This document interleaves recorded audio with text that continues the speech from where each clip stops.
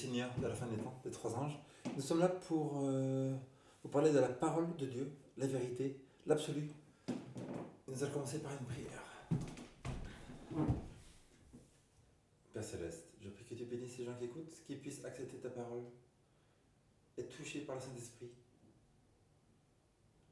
suivre ses appels, suivre la voie du bien, Père Céleste, la voie de la justice par la foi, et qu'ils puissent avoir la foi de croire que tu es le Créateur de l'univers. Tu donnes la rétribution de toutes les œuvres qui ont été faites sur la terre, et que la récompense un jour viendra, vie éternelle, ou destruction éternelle devant ta face. Père Céleste, aide-nous à comprendre de quelle manière un homme peut devenir juste. Au nom de Jésus, Amen. Nous allons commencer donc cette étude par rapport à voir sur l'absolu. L'absolu, c'est un point important, parce que même j'ai des amis qui sont soi-disant religieux, et qui nous disent en fait que pour eux, l'opinion personnelle, c'est ça qui compte. Ils vont dire, lui il a lu dans un livre qui veut faire ci, lui il a vu dans un autre livre qui veut faire ça, l'autre il pense ceci. Et ils disent, eux c'est des religieux qui lisent un livre. Hein? Eux les religieux lisent un livre. Nous les athées, on suit notre conscience, on suit notre pensée, on suit notre sensation, nos sensations, on suit nos impressions. Et c'est là notre vérité. Donc, si c'est votre point de vue, pourquoi ce que vous sentez, ressentez, votre opinion, vos pensées, serait-elle absolue? Ne savez-vous pas que tous les jours, il y a des milliers d'accidents sur la Terre? Et des gens font constamment des erreurs d'appréciation, de jugement, qui leur mènent à la mort, qui les mènent à des accidents de voiture, qui les mènent à des accidents de famille, etc. Toutes sortes de problèmes du matin au soir, les gens font constamment des erreurs de jugement. Donc dire que vous allez suivre votre jugement, vos opinions, vos sensations, vos pensées, etc., comme quoi si c'était quelque chose de correct, d'absolu, est une erreur totale. C'est comme si vous avez une boussole qui, une fois, va vous dire le nord par ici, une fois le nord c'est par là, une fois c'est le nord c'est par là, une fois c'est le nord c'est par là, etc. Vous ne pouvez pas suivre ce genre de boussole.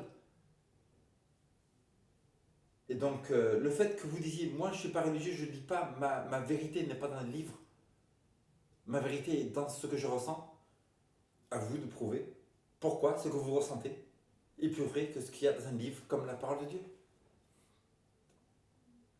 Peut-être que vous voyez que dans beaucoup de religions, il y a des choses terribles, comme des meurtres ou dans certaines religions païennes qui font toutes sortes de pèlerinages et de souffrances pour essayer d'apaiser les dieux.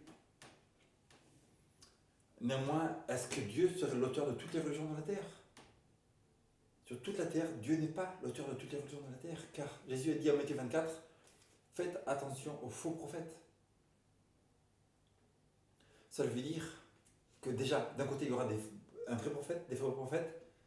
De l'autre côté, ça veut dire que Dieu n'empêche personne à faire des fausses religions. Ça veut dire que les fausses religions de la terre, la plupart des religions de la terre, viennent des hommes et non pas de Dieu. Pourquoi? Parce que Dieu nous le dit dans sa parole. Donc, ayant établi ce fait, comme quoi vos sensations, tout ça, ce n'est pas votre, c'est devenu la religion des gens aujourd'hui. Depuis Obama, les sensations deviennent les religions des gens. Ce n'est pas votre religion, ce que vous ressentez. Ce n'est pas un absolu. Comme ce qu'il y a dans la plupart des livres religieux, ce n'est pas un absolu du tout. Et ça ne veut pas dire qu'il n'y a pas un vrai Dieu, qu'il n'y a pas une vraie croyance dans l'univers. N'est-ce pas? Un point facile, par exemple, pour faire un stylo. Pour faire un stylo, il faut un cerveau. Il faut de l'intelligence. Il faut planifier la hauteur du stylo. Il faut planifier la couleur. Il faut que ce bouchon se mette bien dans le stylo, n'est-ce pas? Il faut la matière première, il faut l'encre. Il faut qu'une personne mette l'encre dans le plastique. Il faut planifier, dessiner, comme quoi ce stylo serait transparent. il faudrait planifier et mettre, et avoir la puissance, le pouvoir, l'énergie de mettre ici une bille au bout pour que le stylo puisse écrire. Il faut trouver ses composantes, le plastique noir en haut, l'encre, etc. Et il faut de l'énergie pour tout mettre ensemble. Si même pour faire un stylo, il faut toutes ces choses-là, et si tout l'univers vient de la sélection naturelle, qui n'a pas de cerveau, qui n'a pas de planification, qui n'a pas d'énergie, qui ne peut pas planifier qu'un animal va devenir d'une autre manière, parce que seulement ça peut venir d'un esprit intelligent qui peut planifier. Comment l'univers, qui est beaucoup plus compliqué qu'un stylo, viendrait d'un procédé qui n'a ni intelligence, ni cerveau, ni planification, ni matière première, ni énergie pour mettre tout en place, ni énergie pour continuer à vivre même une minute. C'est-à-dire que ce procédé de sélection naturelle, qui le fait vivre? Qui fait vivre cette sélection naturelle, n'est-ce pas? Donc la parole de Dieu nous dit bien que la sélection naturelle vient de Dieu. Dans l'Ancien Testament, on a Jacob. Jacob, il a un troupeau avec une partie des animaux qui ont des taches, l'autre partie des animaux qui ont des traits.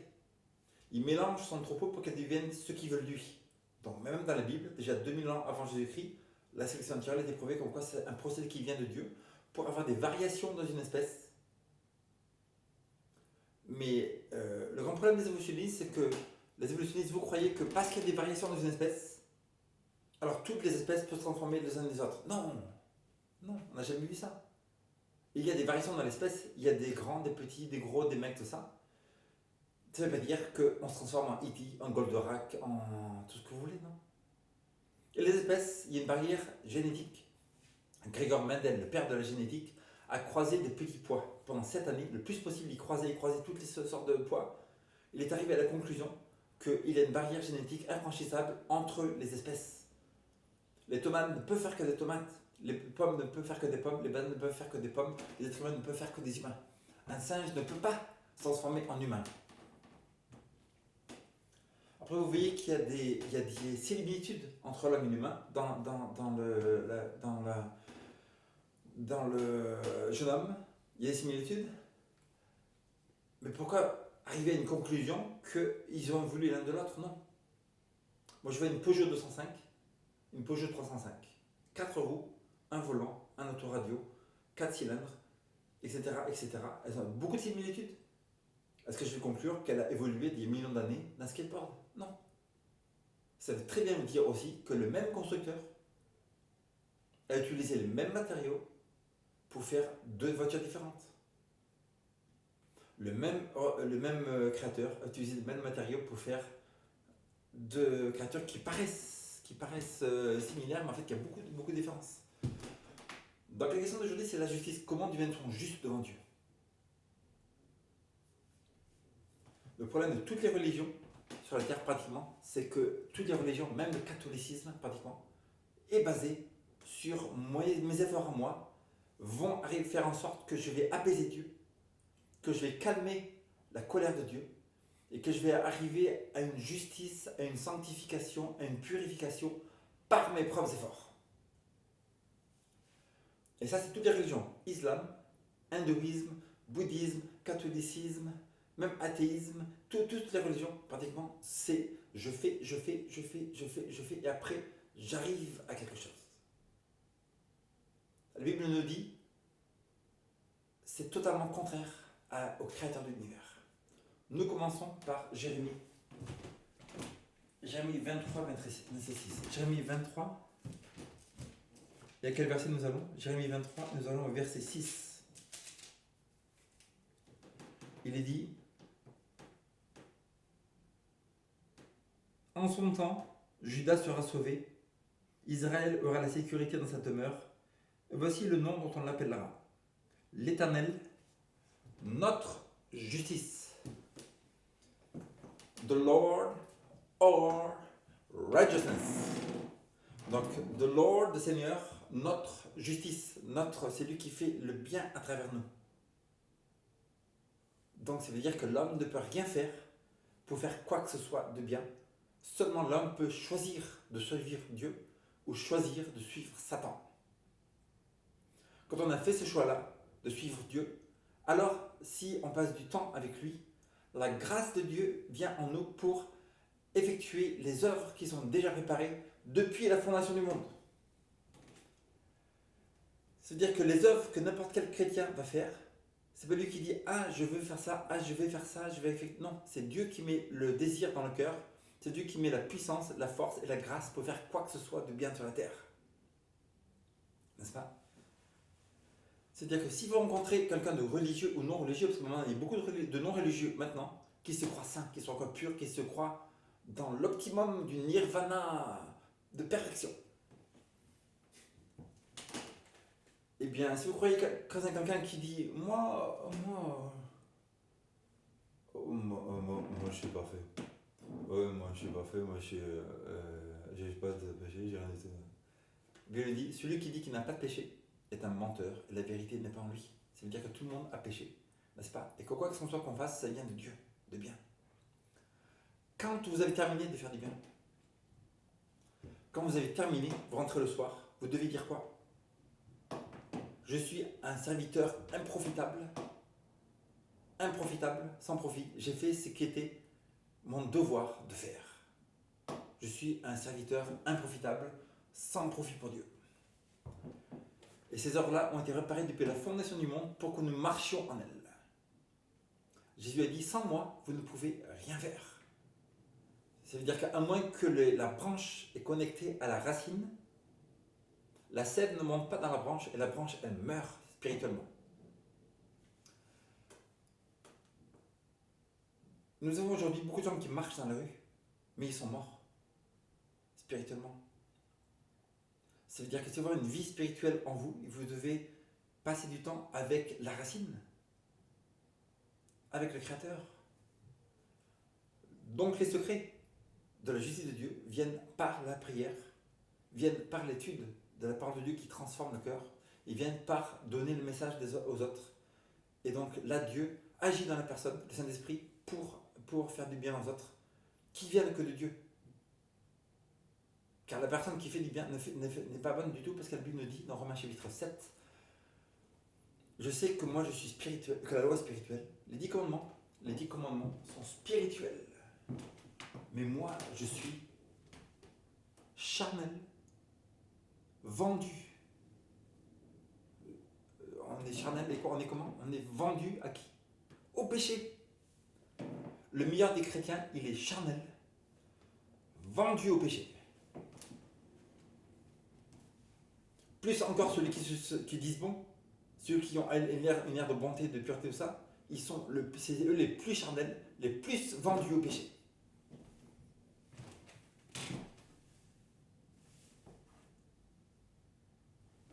« 1 Corinthiens chapitre 1 verset 30.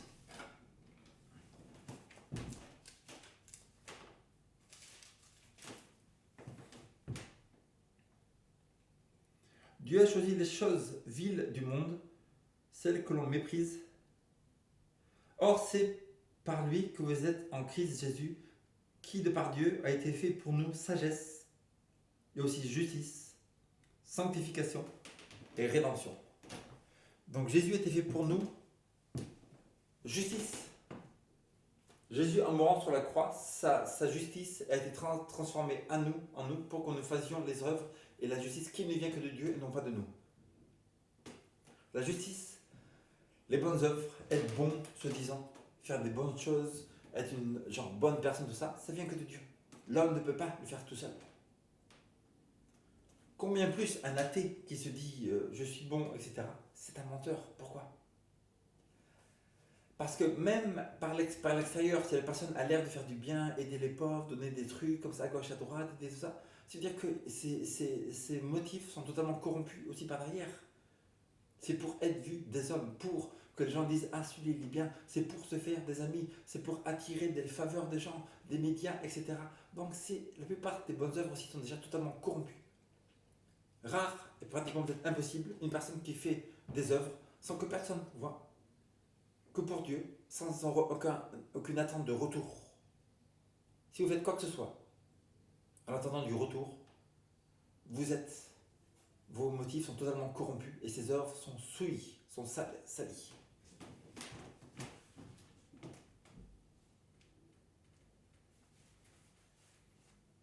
Éphésiens 3:8.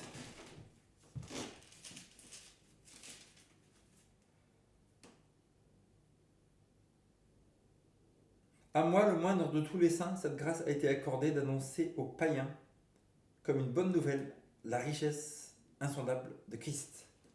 Même Paul dit, à moi, ma grâce a été donnée d'évangéliser. Donc, évangéliser, ça ne vient même pas de la personne. Cette grâce m'a été donnée. La grâce a été donnée de parler à la personne, d'évangéliser, de trouver les mots, de trouver la sagesse pour donner les trucs. Cette grâce m'a été donnée. N'importe qui même qui ne va pas prêcher la parole de Dieu, 100%, c'est que de la grâce de Dieu. Et ça ne vient pas de cette personne d'elle-même. C'est une grâce de Dieu. Tout vient de Dieu. À moins que la racine ne soit connectée à moins que la branche soit connectée à la racine, cette branche n'a pas de vie en elle-même. Car la vie, elle vient de la racine. La racine, c'est Dieu. Nous sommes les branches. À moins que nous soyons connectés, souvent, tous les jours, en prière, lisant la Bible à Dieu, nous n'avons pas de vie en nous. Nous pouvons avoir une apparence de piété, reniant ce qu'en fait la force. La Bible nous dit, ce genre de personnes qui ont une apparence de piété, moi je suis saint, tout ça, mais qui n'ont pas un vrai cœur, qui n'ont pas de la justice de Dieu, détourne-toi de ces gens-là. Détourne-toi de ces gens-là.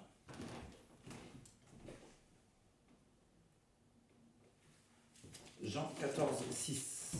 Jean, chapitre 14, verset 6. Jésus a dit, moi je suis le chemin, la vérité et la vie. Nul ne vient au Père que par moi. Déjà, quand quelqu'un est chrétien, ça vient tout de Dieu. C'est-à-dire, nul ne vient à Dieu, nul ne devient chrétien, nul ne est transformé, nul reçoit le salut, à moins que Dieu ait attiré cette personne. Donc, comment cette personne peut dire, moi je suis saint? Il arrive à l'église comme ça. Oh, moi, péché, jamais, regarde-moi. Oh, non. C'est-à-dire que tout vient de Dieu, même s'il porte une Bible à sa main, c'est la grâce de Dieu. Porter une Bible dans la main, lire la Bible, ça vient de Dieu, tout vient de Dieu. Le chemin du salut, c'est par les œuvres. Madame, moi ce que je fais, non, écrit il y a écrit verset 6, moi aussi je suis le chemin, je suis la vérité, je suis la vie éternelle. Jésus est la vie éternelle, Jésus est la justice. Donc si c'est par Jésus ou c'est par la personne, c'est par Jésus. La seule chose que l'être humain peut faire, c'est choisir de suivre Jésus. Tout le reste, c'est Dieu qui le fait.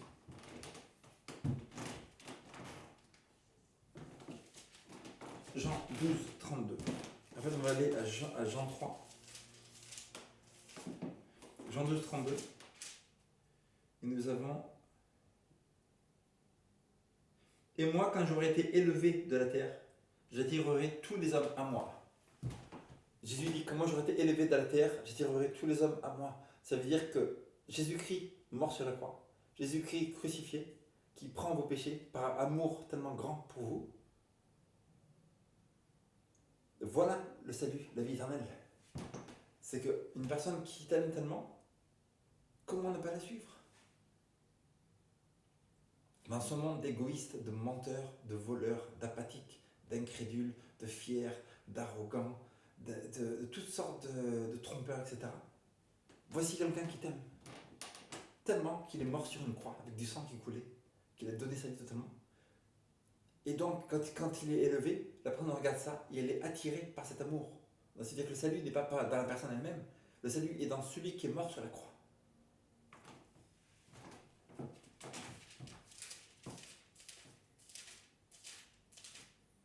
Paul a dit, je voulais savoir d'autres choses que Jésus-Christ et lui crucifié. Jésus-Christ et lui crucifié, c'est la vie éternelle, car tu crois qu'il a pris tes péchés sont pardonnés.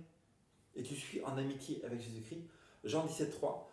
Car la vie éternelle, c'est qu'ils te connaissent, toi, le seul vrai Dieu, et Jésus-Christ que tu as envoyé. La vie éternelle, c'est quoi? C'est connaître Dieu, connaître Jésus-Christ. Comment on connaît Jésus-Christ? Comment on connaît Dieu? En prière. Et on développe une amitié. Si vous avez des amis, vous parlez pas avec eux, vous perdez l'amitié. Si vous parlez souvent, vous développez l'amitié. Pareil pour Dieu. Si vous ne parlez pas souvent à Dieu, vous perdez l'amitié. Jean 3. Et comme Moïse éleva le serpent dans le désert, il faut de même que le Fils de l'homme soit élevé, afin que quiconque croit en lui ait la vie éternelle. La vie éternelle, c'est pas ce que je fais moi, non. La vie éternelle, c'est quand Jésus-Christ est élevé, on parle de lui qui est mort sur la croix, qu'il a choisi volontairement de mourir sur la croix et de porter tous vos fardeaux, car personne n'est pas pécheur, tout le monde est pécheur. Donc la seule solution pour vous en sortir, c'est Jésus-Christ qui est mort sur la croix. Quand Jésus-Christ est élevé, alors elle est écrit quoi? Que quiconque croit en lui ait la vie éternelle. La vie éternelle n'est pas en vous, la vie éternelle est en Jésus-Christ.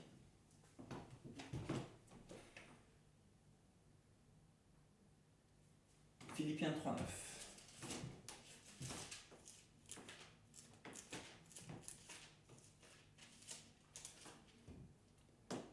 Afin d'être trouvé en lui, non avec une justice qui viendrait, qui serait la mienne et qui viendrait de la loi, mais avec la justice qui est obtenue par la foi en Christ, une justice provenant de Dieu et fondée sur la foi. Donc les œuvres ne sont là que pour amour pour Dieu.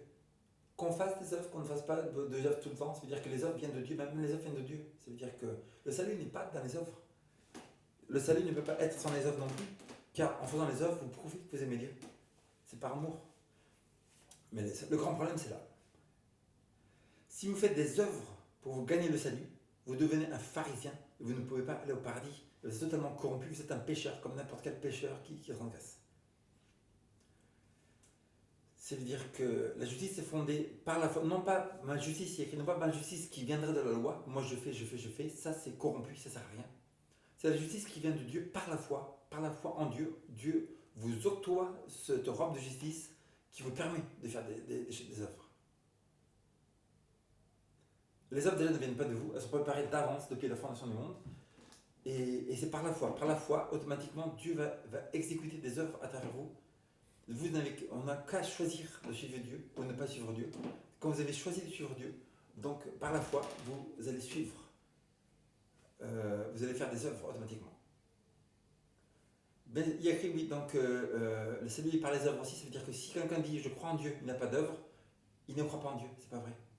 Quelqu'un qui croit en Dieu par la foi, déjà il a eu la foi nécessaire pour qu'automatiquement les œuvres suivent. Si quelqu'un dit je crois en Dieu, ça veut dire qu'il n'y a pas de foi. La foi n'est pas là, il n'a pas vraiment cru en Dieu, donc les œuvres ne peuvent pas sortir.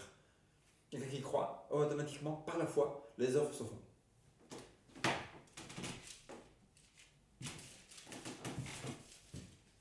De Corinthiens 5, 21. Celui qui n'a pas connu le péché, il a fait devenir péché pour nous, afin que nous devenions en lui justice de Dieu. Donc Jésus est devenu péché pour nous, celui qui n'a jamais péché, pour que nous, on devienne justice de Dieu. Donc on n'est pas justice de Dieu, c'est-à-dire que par la foi, la justice de Dieu s'effectue à travers nous.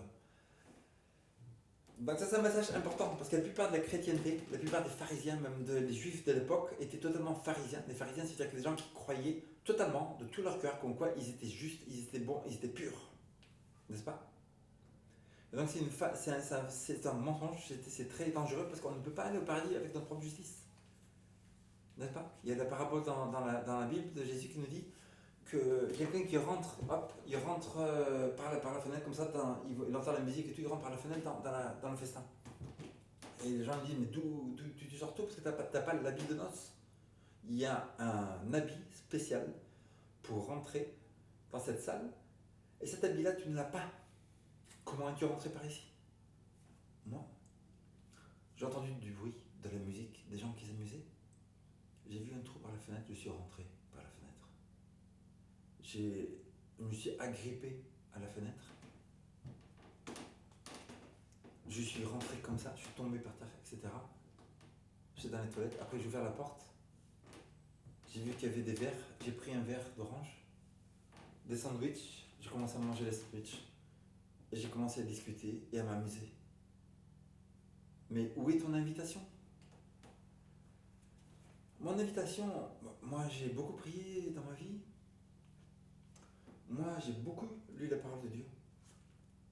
Je pense que cette robe de justice n'est pas nécessaire. Il n'y a aucune nécessité d'avoir cette robe de justice, car moi j'ai prié, et moi j'ai lu la parole de Dieu.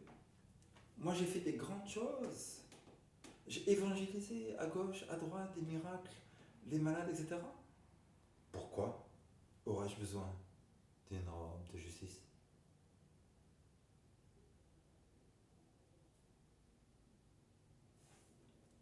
Jésus arrive, il dit, cette personne-là, qui a prié toute sa vie, qui a lu la Bible toute sa vie, qui a évangélisé toute sa vie, liez-lui les mains, liez-lui les pieds, jetez-le dehors.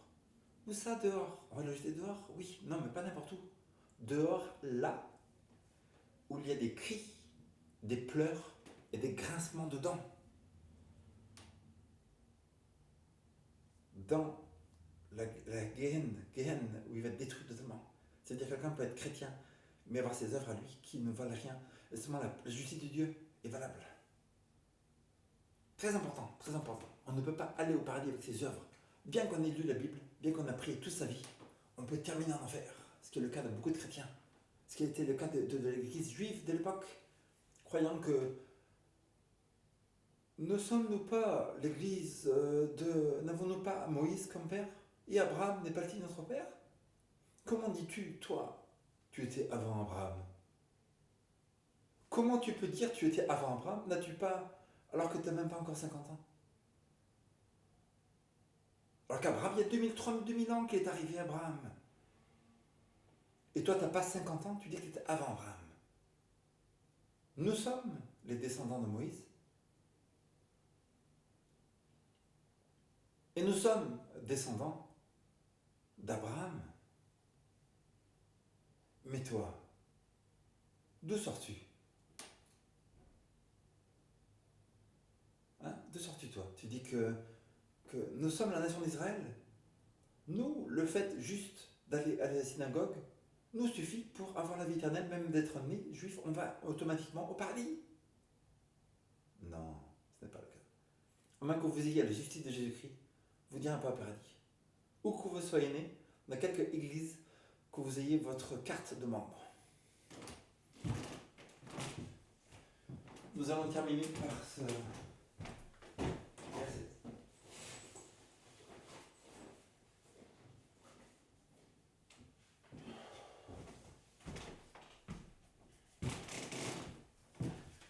La tragédie des siècles, page 667. Quand Dieu se fut retiré du milieu de la nation israélite, ni les sacrificateurs, ni le peuple n'en eurent conscience. Livrés à l'emprise absolue de Satan et esclaves des plus violentes passions, ils ne se considéraient pas moins comme les favoris du ciel. Les cérémonies suivaient leur cours dans le temple. On offrait des sacrifices sur des autels souillés de crimes et on invoquait chaque jour la bénédiction du ciel sur un peuple coupable du sang du Fils de Dieu et assoiffé de celui de ses disciples et apôtres. Les personnes venaient juste de tuer Jésus. Juste après, elles allaient au temple tous les jours, croyant qu'ils étaient les favoris du ciel, qu'ils étaient l'exemple de toute la terre, qu'ils étaient parfaits spirituellement.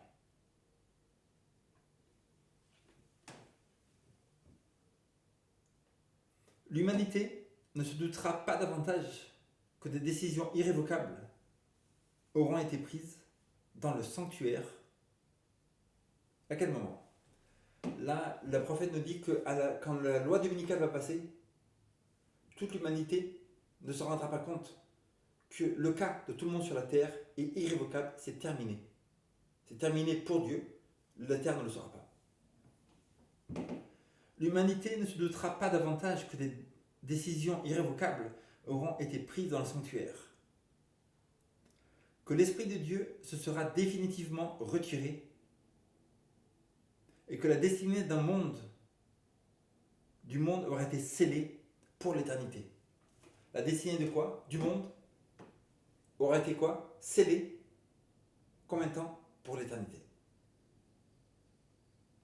C'est-à-dire, après que Jésus sort du sanctuaire, Il y aura des milliards de gens sur la Terre qui continueront à aller au travail, manger, aller en vacances, sans savoir que leur destinée, ça sera périr dans les flammes de l'enfer.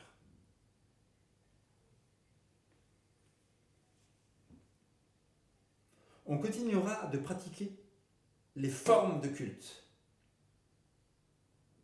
Une ardeur satanique revêtira les apparences d'un grand zèle pour le service de Dieu. Partout sur la terre, quand Jésus quittera le sanctuaire céleste, quand les livres seront fermés, quand l'accomplissement des 2300 jours qui arrivait de 1844 où Jésus est passé dans le lieu très saint, et là Jésus est en train d'examiner les cas de tout le monde, pensée, action, parole, quand le nom est revu de la personne, toute sa vie, parole, action, pensée, quand celle-ci est acceptée, le sceau de Dieu est apposé sur le front de la personne. Quand celle-ci n'est pas acceptée, la marque de la bête est mise sur son front. La personne ne le sait pas. Comment on le sait? Parce qu'ici, la prophète nous dit que la terre entière, il y aura des millions et des millions, centaines de millions, de milliards de chrétiens et de religieux qui continueront des formes de culte. Des formes de culte qui vont continuer à aller à l'église, qui vont prier, qui vont faire qui vont faire toutes sortes de choses et tout pour Dieu, qui vont évangéliser, etc. Mais ce sera un zèle satanique, il n'y aura plus de Saint-Esprit. Et une ardeur satanique revêtira les apparences d'un grand zèle pour le service de Dieu. Combien l'homme, l'être humain peut être aveugle spirituellement? Et alors que les gens se disent maintenant, ma pensée, mes sensations, mes impressions. Regardez, les pensées, les impressions, les sensations, les opinions des personnes sont tellement en erreur, que le monde entier va être totalement pris dans les flammes de l'enfer et